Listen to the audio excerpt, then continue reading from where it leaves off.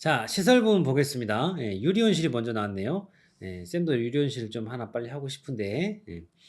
자, 외지붕형, 예, 3쿼터형, 양지붕형, 둥근지붕형, 연동형, 벨로형, 예, 이렇게 그림 있고 그래서 이 모양이 이렇게 딱 그려지는 워딩이 깔리면은 딱 고르는데 이렇게 어렵지가 않을 텐데요. 그렇지 않고 다른 설명으로 이렇게 채울 수가 있기 때문에 한번 내용을 좀 읽어봐야 돼요. 외지붕형은요, 예, 요거 말하죠? 외지붕형. 예. 그래서 지붕이 한쪽만 있는 온실로 동서방향으로 짓는 것이 좋고요. 소규모 취미 오락용 시설로 적합하고 겨울철 채광과 보온에 유리합니다. 실제로 시공을 할 때는 이렇게 외지붕형만 이렇게 덜렁하는 게 아니라 집이 있으면은 집 옆에 이렇게 딱 붙여가지고 이렇게 하는 경우들이 많아요. 그렇게 하면은 덜렁 짓는 것보다는 아무래도 보온에 좀 더 유리한 그런 내용도 있겠죠. 3쿼터형 4분의 3형이요. 남쪽 지붕의 전체 면적이 전체 지붕 면적의 4분의 3 정도 되게 생겼대요. 어떻게 생겼어요? 이렇게 생겼어요. 보시는 것처럼. 역시 동서방향으로 짓는 것이 좋고요. 채광이나 보온성이 좋아서 가정용이나 학교 교육용 등으로 적합합니다. 그리고 양지붕형, 양쪽 지붕의 길이가 같은 온실로 채광이 균일하고 통풍이 잘 됩니다. 남북 방향으로 짓는 것이 좋아요. 양지붕형이요. 이런 식으로 생겼죠? 양지붕형. 둥근 지붕형은요, 외관이 둥근 모양이에요. 그래서 둥근 지붕형이죠. 표본 전시용으로 많이 이용이 됩니다. 둥근 지붕형. 이렇게 생겼어요. 이렇게. 자, 그리고 연동형, 양지붕형의 온실을 연결한 온실로, 방금 전에 우리가 봤던 이 양지붕형 있죠? 이걸 여러 개 연결했다고 생각을 하면 돼요. 연동형. 그래서 대규모 시설 재배에 많이 이용되고 있다. 그래서 이거에 이제 연동형의 장점하고 단점이 있는데요. 장점이라면 건축비, 난방비 이런 것들을 좀 절감을 할 수가 있고 토지 이용률 증대하고 대규모 시설 재배에 적합합니다. 그리고 단점이라면 상대적으로 강풍포가 균일하지 못한 게 있고요. 그리고 환기 및 적설에 좀 불리한 것이 있습니다. 벨로형, 처마가 높고 폭이 좁은 양지붕형 온실을요 연결한 형태예요. 벨로형이요. 그래서 토마토, 파프리카 등 이런 과채류 재배에 적합하고 역시 동서방향으로 짓는 것이 좋습니다. 연동형 온실의 단점을 보완한 형태입니다. 이런 식으로 생겼어요. 이런 식으로. 이 연동형 이거의 단점을 보완한 형태가 이 벨로형이다. 이렇게 기억을 하시면 좋겠습니다. 자, 이제는 유리 온실이 아니라 플라스틱 온실, 비닐하우스라고 하죠, 우리가. 그래서 지붕형은 외지붕형, 양지붕형, 3쿼터형 등 바람이 심하고 겨울철 적설량이 많은 지역에 적합합니다. 지붕형은요. 그리고 터널형은 대형 터널형, 반원형 등 바람에 강하고 채광도 좋은 편이지만 환기가 불량해요. 그래서 무게를 잘 견디지 못하기 때문에 적설량이 많은 지역에는 얘는 부적합하죠. 터널형. 아치형, 얘는 환기가 좋지 않지만이에요. 환기가 좋지 않지만 보온은 유리하다. 터널형과 같이 적설량이 많은 지역에는 역시 부적합합니다. 그래서 이 특징들이 조금씩 갈리죠. 그래서 구분해서 보시면 되겠습니다. 에어하우스, 하우스 내부에 기둥이 없이 최첨단 공법으로 세워진 시설이에요. 얘는 참 장점이 많아요. 광투과율이 좋고요. 대단히 복합 기계화 연동이 가능하고요. 이중으로 설치되어 있어가지고 보온성이 좋아요. 그리고 자연재해에도 강합니다. 시설 구조가 단순해가지고 설치가 간단하고요. 시설비도 상대적으로 저렴해요. 시공기간도 짧은 편이에요. 그리고 하우스폭, 길이, 높이 등 크기에 상관없이 단동으로도 설치가 가능해요. 하우스 내부 공간이 커가지고요. 농기계 사용도 용이합니다. 그리고 내부 환경 관리도 수월하고요. 참 장점이 많죠. 에어하우스요. 아직까지 나온 적은 없어요. 근데 나올 것으로 예상이 돼서 쓰임이 자바다 노비예요. 좀 눈여겨봐 주세요. 펠릿 하우스. 지붕과 벽면에 이중 구조를 만들어 밤에는 발포 폴리스테린 입자로 열 손실을 방지하고요. 밤에는요. 그리고 낮 동안에는 이 입자를 흡입해가지고 강투과율을 높입니다. 펠릿 하우스예요. 또 한번 봐주시고. 자, 식물 공장이에요. 식물 공장. 식물을 공장에서 물건 찍어내는 것처럼 그렇게 만드는 개념인데요. 이 식물 공장의 장점이라면 계획 생산이 가능하고 대량 생산할 수 있고 고속 생산할 수 있고 연속 생산 가능하고요. 그리고 생산물의 이 품질 향상, 무결점 농산물 생산도 가능하게 해요. 그리고 생산 과정을요, 거의 완전 자동화할 수 있어요. 예. 그리고 계절적, 지역적, 환경 등으로 인한 시공간적 제약으로부터 자유로워집니다. 그런데 이제 단점이라 그러면 이렇게 하기 위해서 시설비나 이 운영비, 관리비 이런 비용 소모가 많아요. 예. 그리고 아직까지는 이 에너지 경제 면에서 비효율적인 측면이 사실은 좀 더 커요. 예. 아직은 그렇게 기술이 좀 성숙하지 않은 그런 것도 있어서 이제 좀 더 보편적으로 되고 이렇게 하다 보면은 좀 비용 같은 것도 좀 떨어지고 이제 좀 더 해볼 만할 것 같아요. 예. 자, NFT 나왔어요. 예. 뉴트리언트 필름 테크닉. 예. 영어가 전라도 발음입니다. 우리나라 말로는 방막식 수경 재배라고 해요. 예. 그래서 이런 파이프 내에 배양액을 흘려보내 재배하는 방식인데요. 이 양액이 재배단을 따라 흐르면서 계속해서 흐르니까 얇은 막을 이렇게 형성을 해요. 그래가지고 방막식 수경 재배라고 이름을 붙였거든요. 예. 그래서 요런 식으로 NFT 이렇게 를 하게 되면은 장점이 이걸 계속 순환시키기 때문에 그 양액의 손실이 적어요. 예. 그리고 양액이 지속적으로 순환하기 때문에 작물 생장에 수분 부족과 같은 문제가 발생하지 않습니다. 그리고 양액의 영양 성분, 공급량 또는 공급 간격 등을 조절해 가지고 식물의 이 생육을 조절하기에 좀 용이합니다. 예. 그런데 이제 단점이라고 그러면 이제 뒤에 이제 DFT가 나오는데 DFT하고 이제 비교를 해 가지고 양액이 상대적으로 작기 때문에 외부적인 요인에 의한 온도 변화 같은 것들에 이렇게 민감할 수가 있어요. 예. 그리고 예상치 못한 정전 큰일 나죠. 양액 순환 장치 고장 등으로 양액이 순환이 제대로 되지 않는 경우에는 작물 피해를 입기가 쉽습니다. 양액이 계속 순환하기 때문에 병균이 발생하는 경우에는 만약에 여기서 병균이 발생했어요? 계속 돌죠? 네, 계속 돌아요. 네, 그래서 그 양액을 매개로 단시간에 전체 식물이 감염될 수 있어요. 네, 그런 이런 위험 부담도 있다. 이런 내용 확인하시고요.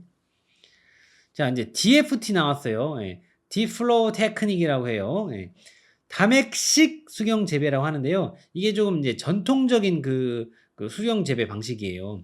그래서 뿌리는 배양액 속에 이렇게 담겨 있고요. 지상부는 이렇게 베드 위에서 이렇게 재배하는 방법으로 가장 단순하고 고전적인 이 수경 재배 방식입니다.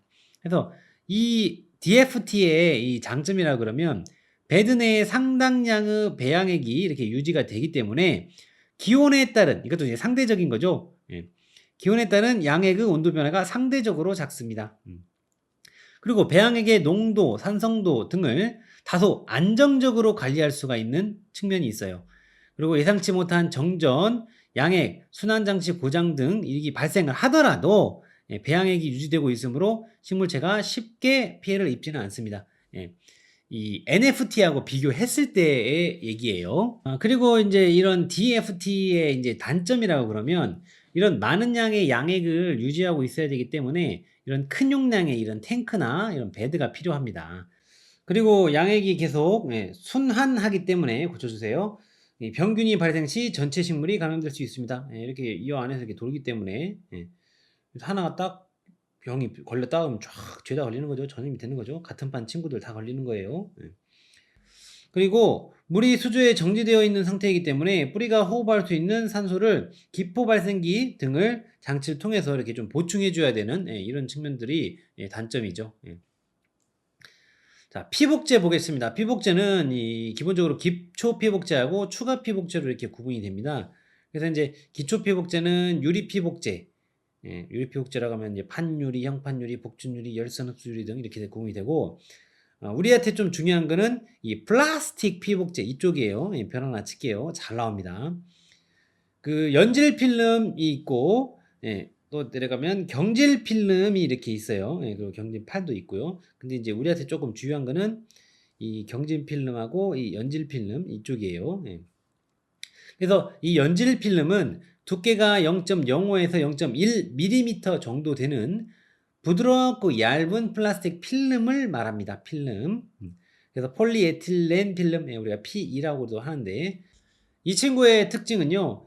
광 투과율이 높고요. 필름 표면에 먼지가 잘 부착되지 않으며 필름 상호간에 잘 달라붙지 않는 성질이 있어요. 그래서 사용하는데 편리합니다. 그리고 더 주요한 특징은 뭐냐면요. 가격이 싸다. 예. 여러 약품에 대한 내성도 크고요. 염화 비닐 필름, PVC라고 우리가 불러요. 광 투과율이 높고요. 장파 투과율과 열 전도율은 낮기 때문에 보온력이 높습니다. 보온력이 높은 게 야의 특징이에요. 보온력이 높다. P는 가격이 싸다.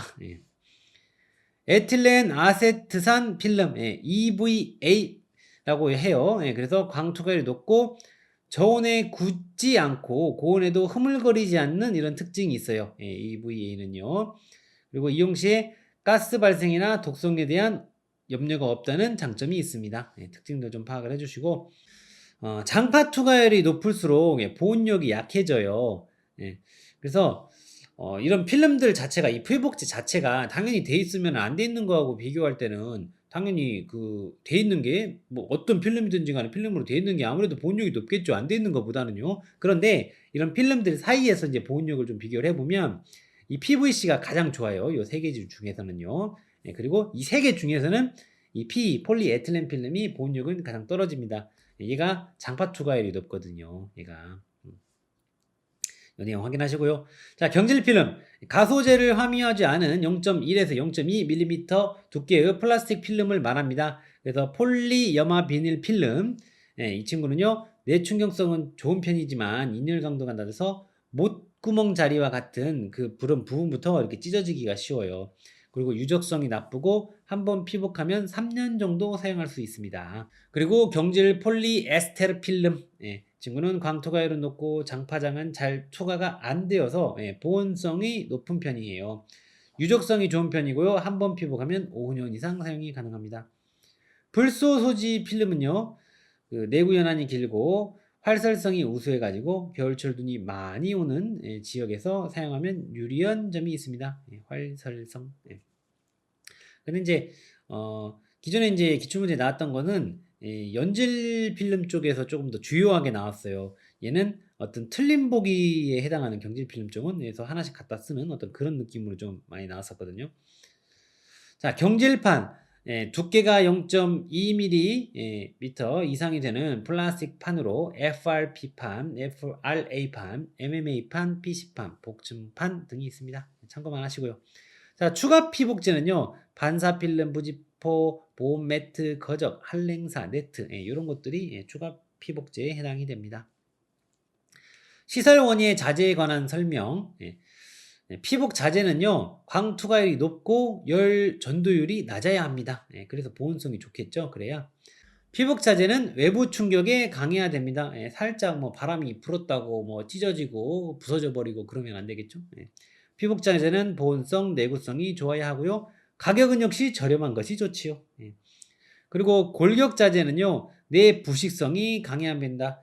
막 다 녹슬어 버리고 금방 부서져 버리고 그러면 안 되죠. 골격 자재는 철제 및 경합금제가 사용된다. 어떤 얘의 어떤 퍼포먼스라든지 어떤 가격적인 그런 것들이 맞는 친구들이 그러니까 그 능력치는 좋으면서 가격은 저렴한 이런 친구들이 많이 사용이 되는 거죠. 기화 냉방법. 그래서 이제 요 세 가지로 이렇게 정리를 하는데요. 먼저 펜 패드. 시설의 한쪽 면에 젖은 패드를 설치하고요. 반대쪽에서 팬을 가동하여 냉각된 공기가 유입되도록 하는 냉각 방법입니다. 펜 앤 패드. 그리고 펜 앤 미스트. 시설의 한쪽 면에 패드 대신 미스트 분무실을 설치하고 반대쪽에서 팬을 가동하여 외부 공기가 미스트 분무실을 통과하면서 냉각되어 유입되게 하는 냉각 방법을 말합니다. 그리고 펜 앤 포그. 시설 내의 온도를 낮추기 위해서 시설의 벽면 위 또는 아래에서 실내로 세무, 포그, 세무를 분사시켜 시설 상부에 설치된 풍랑형 환풍기로 공기를 뽑아내는 냉각 방법입니다. 그래서 이 포인트들을 딱 잡아서 이렇게 봐야 돼요. 딱 포인트들을.